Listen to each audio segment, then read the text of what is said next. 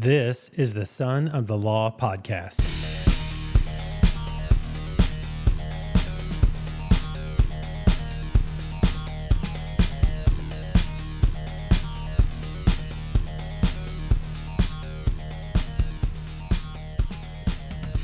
Hey everybody, welcome. Welcome to the Son of the Law podcast. I'm your host, Jay Christopher, and today we are joined in studio by Lee Cureton. Again. Welcome back, Lee. Good to be here. Thanks for having me back. Yeah, it's glad to have you. Glad to have you here. I'm really looking forward to this. Lee needs no introduction. We have established Lee as the fun farmer. I'm the fun farmer. That's right. And for those of you who are like, man, I don't know if I could do another episode about wood boilers. That's not what we're going to do. Although I will tell you that the amount of feedback I got on the episode that we did, Lee, was super positive. I only heard good things. Only People were good oddly things. interested. Oddly. Yes. Is it odd though? I thought it was. I was maybe more surprised than that, right? Like I'm definitely more surprised, but it is a fascinating topic, as you rightly point out. Mm-hmm. But yeah, people were like, I'm not sure I can talk to my girlfriends about this.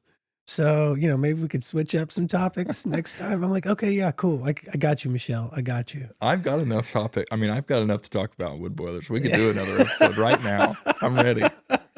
Well, I'll spare you that. I did think of another couple things, though, that I do think might be worth mentioning. Is when people meet a personality like yours, they say, man, I like that guy. Chris, you're okay, but that Lee, he was really a great guest to have. Well done picking him on the first show. And then it made me think about this story about Lee being the White Knight. And I don't know that I don't know that I mentioned that last time we talked. I don't know that it needed to be mentioned. I don't know. Maybe just a touch, right? How did it go? There was a game in elementary school. It was in Boy Scouts growing up. Okay, Boy Scouts. Which makes the story even better, doesn't it? That's what it does. Were you back in a Weeblo? I don't know if I was a Weeblo yet. Maybe I might have been a wee cub. I don't know. Yeah, and so how did the game go? It's like a knight in chess. Like you can move in an L shape. Like you could take 3 steps, straight, and then take 1 step to the left or right. Okay. And there was, I don't know, it was majority white knights at the beginning in an open field. And then there was a couple dark knights, and they could move more than the white knights. So the white knights had to be strategic, and by venue of the game, the dark knights captured the white knights, turned them in the dark knights so that there was one last white knight. And guess who that was? Yeah. Yeah. Which in and of itself wouldn't have been like that big of a deal, right? Sure. Hey, you won the game. I won some game as a cub in Boy Scouts. Right. Yeah. We'll leave. I don't know. Should we tell the rest? You can, whatever you want. So where was it? Was it at your wedding? It was at the rehearsal dinner. Yeah. Yeah. And it was the toast to the groom, celebrating the type of man that the bride was marrying as the White Knight. Yep, and sure did. He's done nothing but beat me ever since. We started with Mario Kart, and actually it went as far as last night. It did. Yeah, we were playing a game, and I don't recommend this game. I do. You do? I do. Okay. I wasn't sore this morning. I am so sore. The game is this. You take a cheap lunch sack. Brown paper sack. Yeah, brown paper sack. I was going to say paper bag, but it's a sack, yeah. And then you put it on the floor, and the objective is to bend down without touching the floor with anything but your feet and pick up the bag with your mouth. Sounds simple, right? Yep. But that bag is a long way down. For more so than others. Yeah. For some than others. Yeah. Yeah. So I started and got to the point where... Important piece there. Once you pick it up, you rip off the piece that you touched with your mouth, right? Right. So the bag gets progressively smaller. Yes, and shorter. Yeah. And more difficult to get down to. Right. So we started the game with about 10 people playing. And I think I made the top 5. I think it was top 5. Yeah, it was. You're right. But anyway, it came down to a grudge match between my lovely wife, my lovely daughter, and the White Knight. That's right. I was licking the floor. That's right.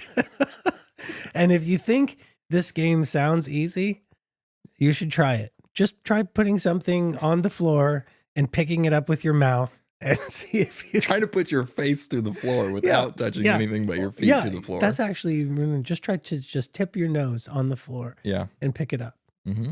It's very difficult. Very challenging. All right, Lee, how's it going with the wood boiler? The wood boiler's going well. So the week that I came on here and talked about it, actually, I had just put in a Wi-Fi barbecue meat thermometer to use as a remote temperature monitoring device. So, did you just say you put in a barbecue meat thermometer for your stove? Sure did. That sounds awkward. Yep, and it works. Okay. And I didn't talk about it last time just because I had just installed it and it wasn't sure how it was gonna function yet. But it's Wi-Fi, right? So I can, if I'm not at home, I can check to see what the boiler temperature is. There's a thermometer that we talked about on the back of the wood stove that you can see it. But when you're not at home and you want to be able to check it, you can do that. You've revealed so much to us about your personality, Lee. Yeah, I know. Mm-hmm. Some people are actually using a Wi-Fi meat thermometer to check meat that they're preparing. Yeah. Not you. No, I'm not doing that. I used foil tape and hooked it up to the wood boiler. It's great. Oh, so good. All right. And then any follow-up on the PB&J debate? Yes. He's like, yeah, I have something to say. I've spoke to Jesse about this in person too, so I don't mind sharing it here. But I didn't even know. I mean, the first time that you asked me about crunchy versus smooth peanut butter, I didn't even know that was a thing. I thought every sane person in the world was a smooth peanut butter type of person. I didn't realize crunchy was even a debate. Oh my God. I mean, who leaves skins in their mashed potatoes? That's lazy. Peel them first, and then eat them like a regular person. That's right. No, it's got to be creamy. I mean, I'm surprised they still sell it in stores. I mean, it's peanuts, right? You crush them up and make peanut butter. They're not done. You didn't crush them up enough. So that's all I have to say. That's amazing. Well, I do think it's important to note, and that the data is not completely conclusive on this. Which is shocking. I know. Well, I mean, we did our own informal poll, and then I also went to the grocery store and took pictures of all the different types of peanut butter that were out there. And I discovered, well, through my poll, that in a 60 to 40% vote, crunchy wins over creamy. No. Yeah, I'm looking at the poll right here. These people are trying to be funny. Crunchy wins over creamy. I want to serve these people a peanut butter and jelly sandwich with crunchy peanut butter and see what they do. Yeah. They ain't going to eat that. Well, when you go to Walmart, I think they would agree with you, because at the grocery store, there's far more creamy options. To which, yeah, maybe I should have you and Jesse on. I was going to say, Jesse would say that those people are pickier. Yes, that's exactly. You would expect creamy people to need that many more choices. No. So I'll eat any creamy option out there. I don't give two rips about what it is. Oh, well, I've already stuck my foot in my mouth by suggesting that somebody who cuts the crust off has mom issues. So we're gonna leave that one there. That might be wise. Oh. All right. So what we're going to try to do here today is to just talk about the podcast. It's an introduction to the podcast in a way, because we really just tried to prove the concept and see if this whole thing could go. And I believe it has. And so, I didn't want to spend a whole lot of time talking about something that we were going to go do and build all these big hopes and dreams and whatnot for a listening audience, and then get 2 or 3 episodes in and be like, well, that didn't work. And then, you've put all these big hopes and dreams out there, and then they're just squashed like a bug. Mm-hmm. So we're going to spend some time today just talking about the show, talking about the preparations, kind of what went into it, and what it's all about. And the way I thought we'd do that is to turn the hosting rights over to Lee. Oh, And yes.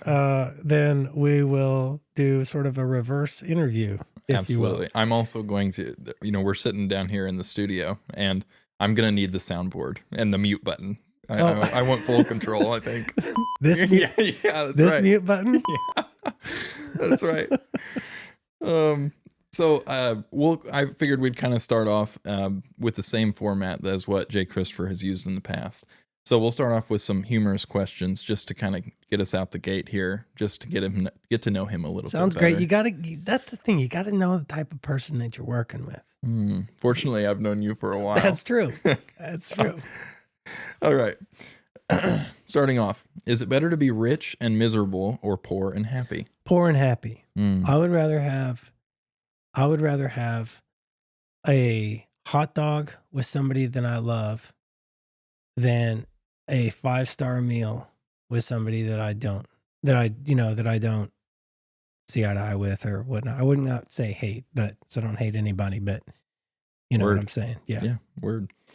Pineapple on pizza?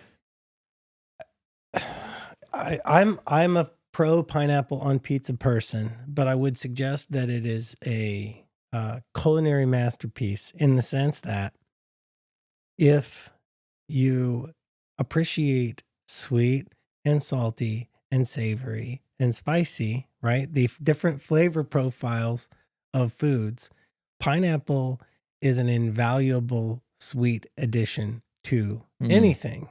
On a recent episode, we learned that that pineapple on a burger is a very hot topic. And also a very serious offense. Well, I think in the right equation with some barbecue sauce or some red onion on top of a chicken patty or a beef patty, I think it could go. Lee's like, no, this is not gonna happen. I don't know, maybe. Next question. I'm not turning it down. Save me. Would you rather fight one horse-sized duck or 100 duck-sized horses? I love these questions. I think I would rather fight 100 horse-sized ducks. 100 duck-sized horses? I didn't hear that correct. I think you mixed them. I mixed it up. Yeah, one horse-sized duck. That's a giant duck. That's a big duck. That's a big duck. Or 100 duck-sized horses galloping your way. Yeah, 100 duck-sized horses. Ooh. Well, because I don't think a horse is like the same as They're not aggressive not like at ducks all. are. No, not at all. And so it'd be like fighting 100 pug puppies. You know? Like, I mean, they might kick you or whatever, but then at the end of the day, how you'd be able to say, I slayed 100 horses in a single battle. I wouldn't have to tell you how big they were. That's true. Imagine the duck eggs, though. Let me tell you. But is it acceptable to eat cereal for dinner, or are we secretly judging people who do it? I think it's acceptable to eat whatever, whenever. Dessert before dinner. Breakfast for dinner. Excellent. A steak in the morning. Cold pizza right out of the fridge first thing. I do like that. Yes. Let's go. Breakfast for dinner, though. That I don't mind it occasionally. There needs to be a cap, though. Like not more than once a month. Oh. That's too much. If you go more than that, too much. Maybe even once every other month. Wow. Okay. I have strong feelings about this. I can take a fried egg and bacon and toast sandwich 3 times a day. Bacon or sausage, like breakfast items. Like if you're gonna do like a breakfast burrito, sausage or bacon. Oh, sausage. There's more flavor in it. Oh, good choice. I thought you were gonna go the other way, and I was gonna ream you for it. Yeah, I do like breakfast pizza though. Casey's breakfast pizza. That's the only breakfast pizza bacon. there is. I like bacon. You like the bacon one? I do. Yeah. Really? Yeah. I don't know what it is. There's just something about it. Well, you just said sausage has more flavor. I'm going with the sausage. I'll just get 2. Well, reasonable. Is it better to be a morning person who gets stuff done or a night owl who accomplishes absolutely nothing but looks cool doing it? Oh, morning person all the way. Agreed. I've been not drinking much coffee lately, and I actually have more energy than I did when I was drinking coffee. I just get up and crank. I love it. Interesting. Okay. Is it acceptable to wear socks with sandals if you're a fashion icon or just a dad at a barbecue? I don't think it's ever fashionable to wear socks with sandals. Mm. Although I was wearing Crocs for a while, and my lovely wife Carissa hated them. Is that why you're not wearing them any longer? Well, not anymore, but I've worn them for like a long time, probably 10 years or 12 years. And so I swapped them out for a pair of Wellington boots that I now don't shove the pant legs down in. So it's just a new way to It's almost worse. irritate the I've seen it, folks. It's almost worse. Let me tell you. I have 2 pair of Crocs, actually. I have a nice pair, and I have one that has stain and, mud. And There's all no sorts of such stuff. thing as a nice pair of Crocs. Bro. Well, they don't have deck stain on them, so they're nicer than my other pair. Is it better to have a pet that's aloof and treats you like a servant, or one that's obsessed with you and never lets you have a private moment? I'm a dog person, not a cat person. I mean, that was a cat versus dog question. It totally That's what was. that was. Yeah. I'm a dog person. Okay. I want reasonable. that. I love puppy kisses and Well, the companionship. Jesse also likes cats better than dogs, so it's no surprise that he likes crunchy peanut butter because he doesn't have it right on either account. Is it more embarrassing to trip in public or to try and play it off like you meant to do it? Oh, man, that's a tough one. I don't know. Is it embarrassing to trip in public? That's, I think, the first question. To which I say no. It happens all the time. People feel embarrassed, but I don't think the general person would see somebody who trips and laugh. I think they would say, "Oh man, that sucks." That person. I think it depends on how vulnerable they are too. That's if true. they're older, or that's how you know if you're getting older, right? If you trip and people don't laugh, they ask if you're okay, genuinely. Yeah, maybe that's where I'm at because maybe people stopped laughing long ago. Oh boy! Although I have tripped a time and fell into something, so the tripping wasn't the embarrassing part. It was what happened after said trip. Yes. What was it you fell into? Oh, I hit a table once. I hit a corner of a wall, dinged up my head. I just landed on the ground. Yep. Sure. Nice. Okay, well, those were some of the pre-planned questions. Now for the third chair's benefit, I'm going to hit you with some cold that you've not seen. Oh, goodness. Yeah, this will be good. Texting or talking? Oh, talking. Yeah. Favorite day of the week? Favorite day of the week? Mm-hmm. This is what happens when I don't have a little bit of time to think. My favorite day of the week is Saturday. Now I want to know why. No, it's not. Okay. It's not Saturday. It should be Saturday. It should be Saturday. It's probably Friday night. Where I feel like the work week is generally done for me. Mm-hmm. And then I have all weekend to look forward to. And then I get to go do things I look forward to. But there's also some implication in there that I don't get to look forward to the rest of the week. I live a life where I genuinely look forward to whatever's going on the next day, whether that's working or the weekend or whatnot. So to pick a day it's hard. Yeah. I agree with you. I like Friday nights. I like Wednesdays for other reasons though. Yeah. So that's good. Hump day, yeah. Hump day, not because it's hump day, but okay. On a scale of 1 to 10, how good of a driver are you? 7, maybe a 6.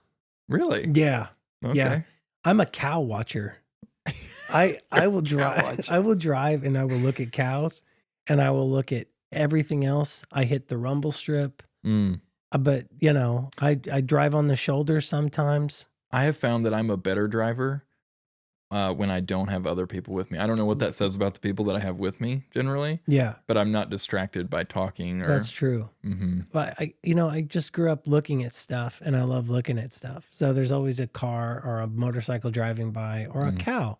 Mm-hmm. And, I love looking at livestock. Invisibility or super strength? Invisibility or super strength.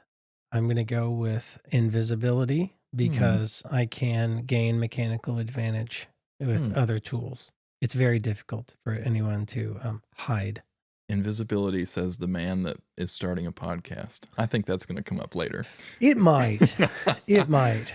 Oh, and this is a hot take. Is it wrong for a vegetarian to eat animal crackers?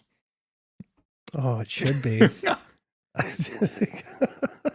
So, yeah, it's yeah, just on principle alone. That's kind of what I'm thinking. Okay, well let's move on. We're gonna go on to the main content here, which is to talk about the podcast in general. Yeah, thanks. Yeah. So, Son of the Law podcast. Just first of all, what is Son of the Law? Why'd you name it that? Well, I named it Son of the Law honestly because it's a play on words. We live in Lawson, Missouri, and son of the law. Mm-hmm. It just seemed right. I mean, I could have named it the Lawson podcast, but people wouldn't be like, "What is this Lawson podcast?" And honestly, people are probably going to say, "I don't even know what the Son of the Law is." Mm-hmm. But you know, too, I kind of wear my faith on my sleeve. I don't really push it at anybody, but there are some faith undertones too. There's a scripture in Galatians 4 that talks about, um, Christ being born under the law, and there's if you're interested in that, you can look that up. I won't preach at you, but it's something that's important to me. And I think folks will generally see like my faith in the way I conduct myself, maybe the relationships I have, and the way that I love people. And right now, that's enough. Mm. And I honestly, that's where I thought you were going with that. Whenever I heard what the name of the podcast was, Really? I thought you were going at it from a legalistic perspective, son of the law, sort of under the law type Yeah, mentality. yeah. But then too, it's been complicated. And people are like, well, you can still change it. And I don't at this point. I don't want to because I've grown to the point where I like it. Mhm. But there have already been some issues with like how I got my Gmail and how I got my Sure. my Instagram handle and all of that because it Other is people a have pretty those things, yeah, and yeah. and they are tied in with like the law, like legal system, lawyers, and Right. my hope is at some point it will just brand itself with the type of people that we get to meet on the show Mhm. and just the interaction. So it'll all come out in the wash. Yeah. Interesting.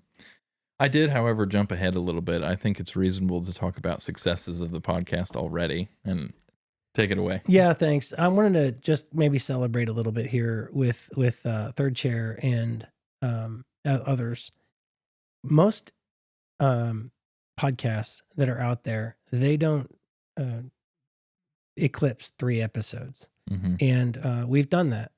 And there are we've actually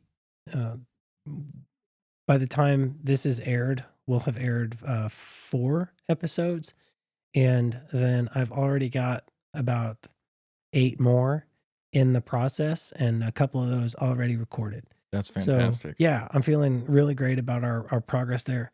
We also have an international audience. We have listeners from Russia, Norway, Spies. because possible.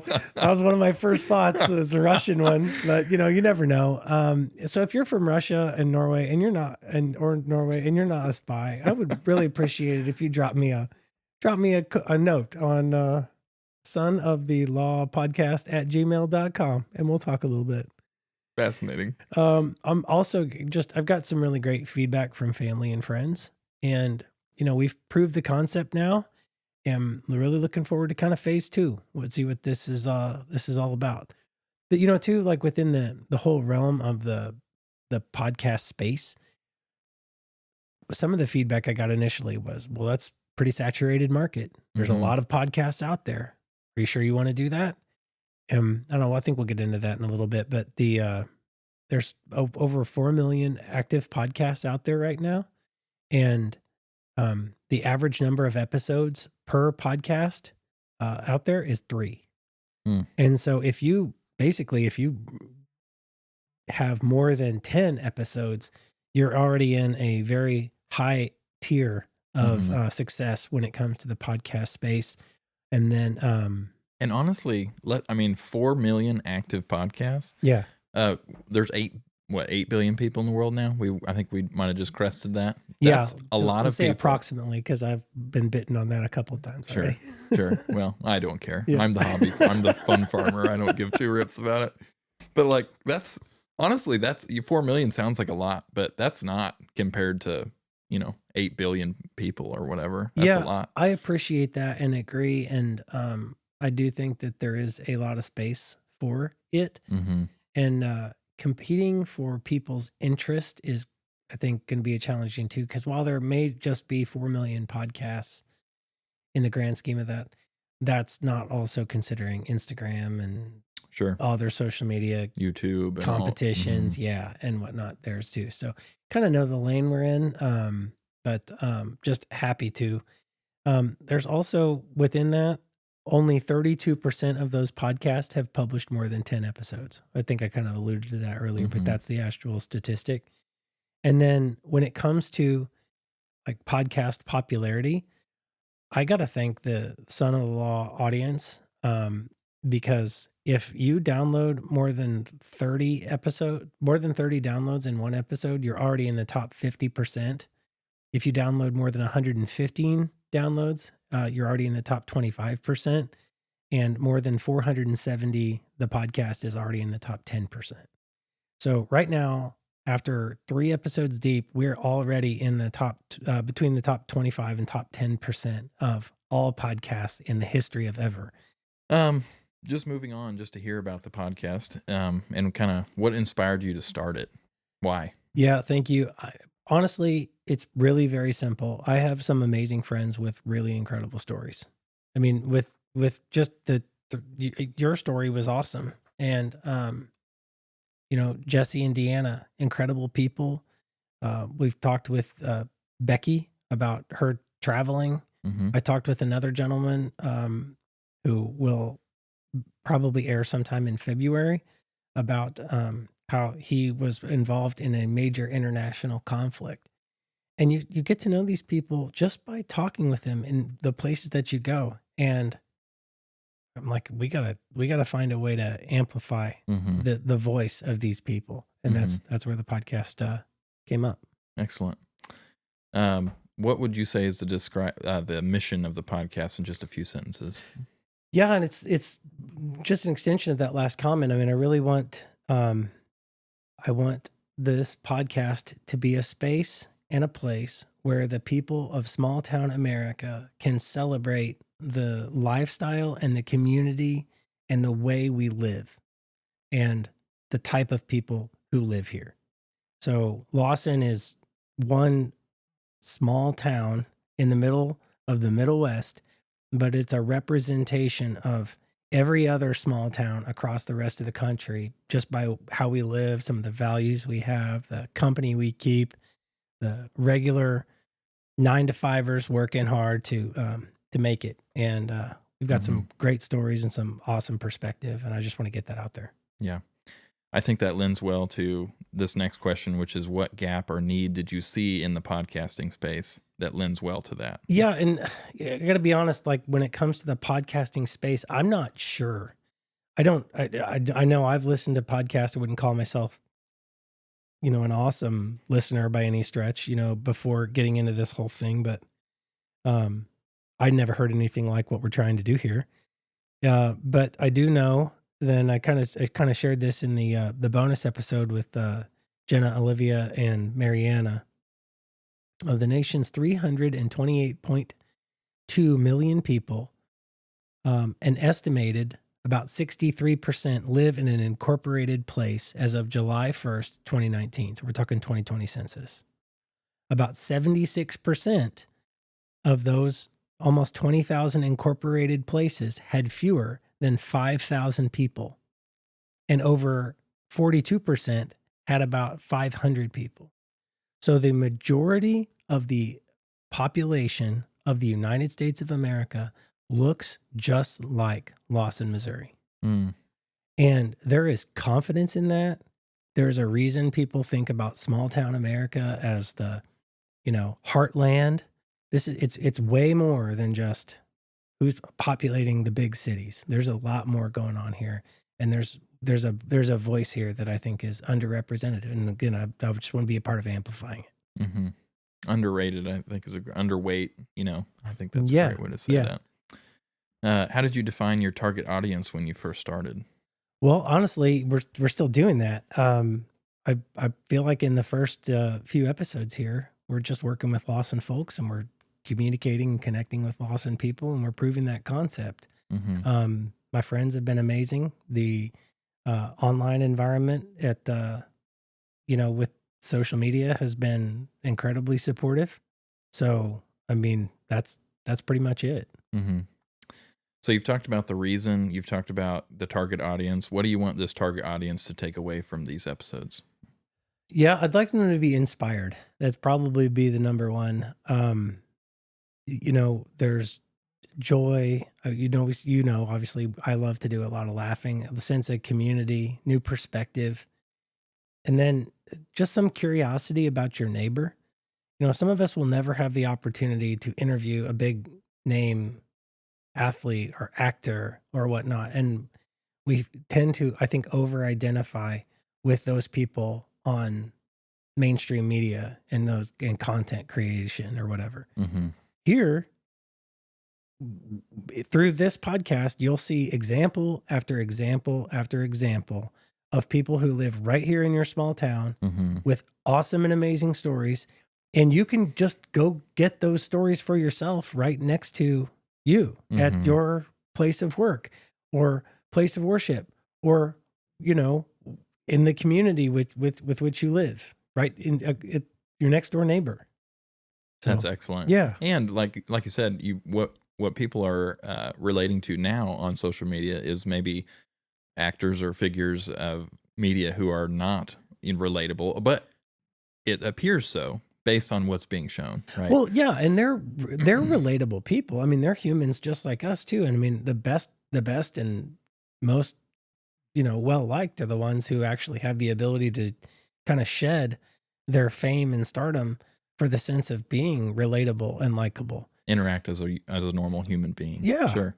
which I appreciate so much. Hmm. But I also appreciate the average Joe who's walking around here who's working their butt off to provide for a family that loves them and is hilarious and is, strong and confident and, and Hmm.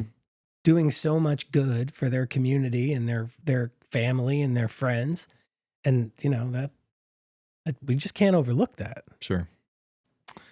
Uh, how has your podcast evolved since you first launched it? Well, I changed my cover art. I think that was absolutely necessary. So that there's a story behind that, and I don't know if we have time for it, but I'll tell it. You'll note I was wearing an anime shirt, and my wife and family and I went on a vacation this year, and we found ourselves in a thrift shop in Arizona, and I kind of covertly bought this anime shirt and put it on as I was leaving the thrift shop and walked around in this unwashed thrift shop shirt for an entire evening. And the family, they're just rolling their eyes. They can't see it. You don't hate to do anything with it. Anyway, I looked up the artist and contacted him and sent him that picture of me in that shirt. And so anyway, it became kind of a thing to And you got a identify. response. And I did, yeah, You yeah. did. Yeah. It's Joseph Wang Art. It's I think he's on Instagram as the Way of the Wang, and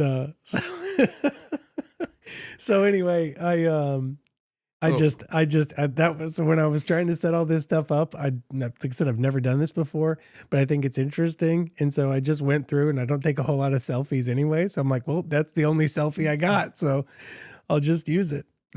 great. I did not endorse that, folks. If you could sum up the ultimate vision of your podcast, what would it be in 5 years? Yeah, so it's an extension of that. I'd like for it to have proven fully here in Lawson, and for the sense of community here to be constantly growing and thriving in the brotherhood and the fellowship that we have right here in this town. Excellent. But I'd also like to see that same identity and the same feeling of community and togetherness across every small town in the entire United States. Hmm. And there's no reason why we can't do that because it's available right here on your smartphone. How do you measure the impact of your podcast on your audience? I don't know. At this point it's analytics. So, I mean, I think people vote with their money and people vote with their time. And I can just tell you right now, I am so thankful for every person who's hit play. Um, and they've hung with us for the first 2 or 3 episodes, 4 episodes here. And if you like what you're hearing, thank you for voting with your time. Thank you for voting with your plays. I've also gotten a lot of feedback on uh, different comments, reviews, stories. You know, people say, "Oh, hey, I listened to the podcast and I had a story about that or whatnot." That's an engaged group that wants more, and that's what I want to continue to give. Mm-hmm. And then engagement through Instagram, other social media platforms. When we finally get there, I feel like that'll be good. But really, nothing is really going to prepare us more for just being able to um, just see how people are listening and engaging that way. Mm-hmm. And I'm so complimented. I think I shared this. I noticed people were listening to this show on Christmas Eve, Christmas Day. Mm-hmm. You know, I have analytic trackers that just talk about when things are coming in, and the fact that you as an audience are choosing to listen to this in special times of your life. I mean, it means so much to me. Mm-hmm. And we talked about the impact too. Not only that, but like I've even had people come up to me and talk about wood boilers randomly. Yeah. And I know you've gotten twice as many comments as I have. Yeah, and everybody has an opinion on this peanut butter and jelly sandwich deal. Like, it's a joke and funny. Everybody's got an opinion, and we're really joking about it naturally. But I mean, it's stuff that's important to people. They were raised on this stuff. And they've got crystal clear opinions, and it's fun to dialogue about the everyday. Mm-hmm. It's not mundane. It's interesting. That's what makes up the everyday. Yeah, sure. yeah. I've had people start dragging their feet around me because they know it annoys me now. That's brilliant. Moving on. Is there anything that kept you from wanting to jump right into this? A failure. Yeah. You have a history of that. So yeah, right. Yeah. That's not true for everyone listening. No, but you do want to weigh the costs. And I'd like to try to explain what that failure might be. As you've rightly pointed out, if you look at me online, you won't see too much on my Instagram or Facebook or anything like that. I just have never lived much like that. And so to come out here now so publicly trying to move forward in a podcast like this, I'm having to step out of the shadows that I've never really done before. And I mean, to face the court of public opinion is difficult. And I've kind of likened it to, if you knew you were going to step out in front of a crowd of people and stand there stark naked, what would you be doing? And I'd be like, I'd be working out. I'd be, whatever. But at some point, this robe is coming off and you're going to see exactly what you're dealing with. And, I don't want to fail. Nobody does. Yeah. Sure. And I also say I draw inspiration here. There's a Roosevelt speech. It was given in Sorbonne, France in like 1910. And it's called The Man in the Arena. And it's been something that has inspired me to confidence, because you'll see at the end of it, there's no doubt left for the person who's been in the arena and who's been fighting. And so that's what I've discovered here. So that's kind of where we are. It says, it's not the critic who counts. It's not the man who points out how the strong man stumbles or where the doer of deeds could have done them better. The credit belongs to the man who's actually in the arena, whose face is marred by dust and sweat and blood, who strives valiantly, who errs, who comes up short again and again, because there's no effort without error and shortcoming, but who also does actually strive to do the deeds, who knows great enthusiasms, the great devotions, who spends himself in a worthy cause, who at best knows in the end the triumph of achievement, and who at worst, if he fails, at least fails while daring greatly, so that his place shall never be with those cold and timid souls who know neither victory nor defeat. So I'll know. I'm going to fail hard, or I'm going to, or this whole concept is going to go great, and we won't be looking back. But Mhm. There's not going to be any room for mediocrity. We're Sure. gonna do it, and we're gonna do well or not at all. Nothing lukewarm here. Right, right. Sure. Um, what kind of research or preparation goes into each episode as far as picking topics and as just preparing guests in general? I mean, it's honestly, I don't want to overcomplicate it. It's pretty simple. I have really great friends who have really great stories, and you find out a story and you're like, oh man, hey, I remember he's into that. And then you go Mhm. talk to him about it. And you're like, oh yeah, I'm putting in a wood boiler. Mhm. And then you just talk to them. I mean, I mean, we go through a little interview process where I make sure that we know kind of the direction Hit of the the basics and yeah, we're sure. gonna, whatnot. But I mean, the confidence that each of our guests have in the topic that we are talking about is obvious to me and to others. And so that doesn't require much preparation. Yeah, comes Yeah. naturally to the person being interviewed and yeah, and for you, you have a genuine interest for it. So, Yeah. Thank you. Like I said, I just love my friends, love mhm. people. How much time does that typically take to just do the prep? Oh, not much time at all, really. I mean, probably a few hours in the form of, forms, scripts, and, outlining the conversation and whatnot. But, Mhm. you kind of share those documents with folks. And then when you sit down for the conversation, because you've already kind of had a little bit of a idea for what we're going to talk about, yeah, at that point, you just have the conversation, which is Right. the fun part. Mhm. Sure. And this we've kind of already touched on this a little bit, but kind of a routine for staying consistent with each episode. Do you have sort of a workflow that goes along with that? Yeah, I mean, episode template. I like to introduce everybody. Um, I like to ask some icebreaker questions. It's one thing to say, "Oh, here's a list of accomplishments," Mhm. and then at the end of the day, some guy with a list of awesome accomplishments could be as you know dry as a popcorn fart, and they're like, "Well, that's not what people want to listen to, or I'm interested in hearing." Sure. So, how people handle themselves in a common discourse like this is, I think, the way you get to know somebody, and that's the way I say I've done it my whole life, and so I Mhm. just want to bring that to the table. Um, and I'm trying to keep episodes to an hour, so Mhm. 45 minutes to an hour. Um, Other than that, I'm always looking for feedback and constructive criticism, especially this early on. So if you're interested, drop me a line, son of the law podcast at gmail.com. Also on Instagram at son of the law podcast, and interact with us in constructive ways. Appreciate you. Awesome. So I have the benefit of sitting here in the studio, aka your basement. It's a very cozy area here. Yeah. But like I have the benefit of I'm looking at a soundboard, a microphone, and headphones on. And what kind of equipment and the research that you've put into this? Kind of tell me a little bit about that.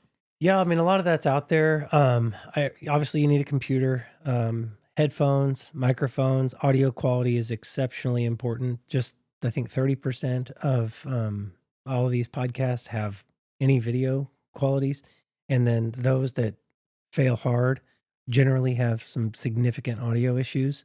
So, um, I made sure that audio mixing and soundboards, you know, tools and technology were kind of first rate. So I invested in those early. Um, So that they wouldn't be a barrier later. Understood. yeah, yeah, yeah. Sure. And I found myself asking, what would Joe Rogan do? Like Which, WWJD. I don't want to be like that, but we really did. We invested early. We've got the best microphones, good boom mics, good headphones, um, mhm. ideal sound recording equipment, so that when things come to you crystal clear, or you hear the ice tinkling, or the coffee pouring, or the train going by, Mhm. Um, it's, we want the third chair to feel like they're sitting right here in the room with us. Certainly. Um, so, hard equipment, here, what about software? We've got hardware here that I'm looking at, but software wise, what are we doing? Yes, we talked through the the hardware of the computer, and talked a little bit about GarageBand. So everything goes into a digital audio processor, and then it comes through a sound board. I have a Rodecaster Pro 2, and so it's got a bunch of buttons and different faders and things on it like that I Like the can. bleep button that I can Yeah, hit? yeah. Yeah. And it helps with making sure the audio quality is right there too. So um, you can then take that bass recording and edit it to a point where it doesn't sound like people are, saying and everything all the time, Sure. make things flow. Very good. What other, or have you made any improvements or upgrades to your equipment that have made a significant difference in production value, or do you plan for any in the future? Yeah, not I don't like I said, I invested early in the good stuff here to get going. I would like to go to a video format, but like I said, we're trying to do here. I want to prove a few things first. Pretty costly, um, Mm-hmm. but and again, I think this is probably a good time to say here now. I'm not I'm not in this for the money, right? Like I'm Mm-hmm. not trying to be. You'll note, however many episodes in here are. I'm not. I'm not asking for sponsors. I'm not, doing anything like that. At some point, I do believe I will start a Patreon page. If y'all are interested in that, let me know. Um, just because if you want to grow this thing with me from the ground up, then great. But if you if the numbers and people vote and speak with their time, the way that we talked about earlier, um, that all that stuff will come much later. Excellent. All right, moving on here. What platforms do you use to host and publish your podcast? Yeah, thanks. Right now, Spotify is our number one hosting platform. They came out with a new one called Spotify for Creators. I think they bought Anchor, Mm, which was a previously owned podcasting hosting community. And then I'm on Apple Podcasts, mm-hmm. and I have a unique RSS feed that Hmm. can be played through other apps as well. So I've got about 4% of my audience right now that is listening in some other way through that RSS feed, whether Hmm. or not through a web browser or whatnot. Interesting. Very good. How do you determine the best release schedule for your episodes? I Well, already know the answer to this. yeah, well, your lovely wife said that she was looking for She's got a podcast every other day of the week. yeah, she's Yeah. listening, and Monday's open, so Monday's the only day that was left for Jess. And we learned in my other episode, you don't mess with Jess. Mm-mm. Jess is the new Karen. So she said, I need episodes on Monday, so that's when we release. So we're Mhm. releasing every other Monday at 6 a.m. Trying to be ready for your commute into work. Mm. I can appreciate that. Yeah. That's whenever I do my podcast listening. Um, so do you take any steps to promote each episode once it's published? A little. I mean, again, I'm not real good at this, so I'm relying on granular approach and the organic approach. I post on Instagram that just says what episode I'm doing, and then it rolls into my story on Facebook. And so, you want to friend request me on Facebook, you can see it there. Mm-hmm. But I'm really hoping that if you like the show, the audience will just share it with their friends and encourage people to listen, and we'll grow that way. Which I is mean, in line with small town community anyway, right? Everything's word of mouth anyway. yeah, and thank you for that. I completely agree. And I'm just like I said, I'm just not in it to be a big old fancy podcaster. I believe more in the concept of what we're trying to do than the self promotion. Certainly. And this, I mean, you kind of spoke to it already, but how do you engage with your audience on social media and other platforms to increase visibility? Well, first of all, I'll just acknowledge I'm terrible at it. I'm historically bad at just not engaging online. I've always been kind of a watcher, but I'm trying. So if you leave me a comment, that's what I'm saying right now, because there's not too many that I can't handle them. If you leave me a comment, I want to talk with you about it. If something that you're interested in right now, I'm trying to read every comment and respond accordingly. So I would also give you props to say that you're a present person too. So you're not engaging a whole lot on social media because you're engaged in real life. yeah, You're engaged thank you. in person. That's a great compliment. Appreciate that. Have you used any guest features or cross promotion to boost the growth of your podcast? No, I don't. I think at some point that might come, but But right now, again, my friends have got all the content that I need for a good while, um, and so until that Hmm. runs out, or as I start thinking about needing it for some other reasons, yeah, I don't need to go looking. Yeah. Uh, how do you handle feedback or criticism from listeners? Do you generally, I love the people that they ask for feedback and then they don't want it. Are you one of those types of people? Oh, you mean an asshole? Did Oh, you set me up for no, I that? did not. Did you I set have me up? no idea what that is. An asshole is when you ask for feedback or you ask for advice and then you don't take it. I had not heard that. That's one of my favorites. Oh, excellent. I was Yeah. unaware I of that. never want to be accused of being an asshole. That's good to know. Yeah, but no, I've been asking for feedback. I've been asking for constructive criticism. Hmm. And honestly, I'm not getting very much. Hmm. And the only way that this is going to get better and the content is going to improve to align with the way that the audience and the third chair wants to process it is if they engage and tell me. Sure. So if 45 minutes is too long, I'll try to go to 30. If we get to the point where I'm at an hour and I cut it off and you actually want to hear longer Hmm. than an hour, right now I'm just trying to stop at an hour because I think people are going to get tired of the dialogue. And so, Sure. this is really trial by fire Hmm. and error. So Yeah. we make some mistakes and we get constructive criticism. I promise you, I will try to work that in Hmm. and improve. It's a hard thing to want feedback, Yeah. but critical. Yeah. What are some of the most effective ways you found to grow your podcast audience? Have good content.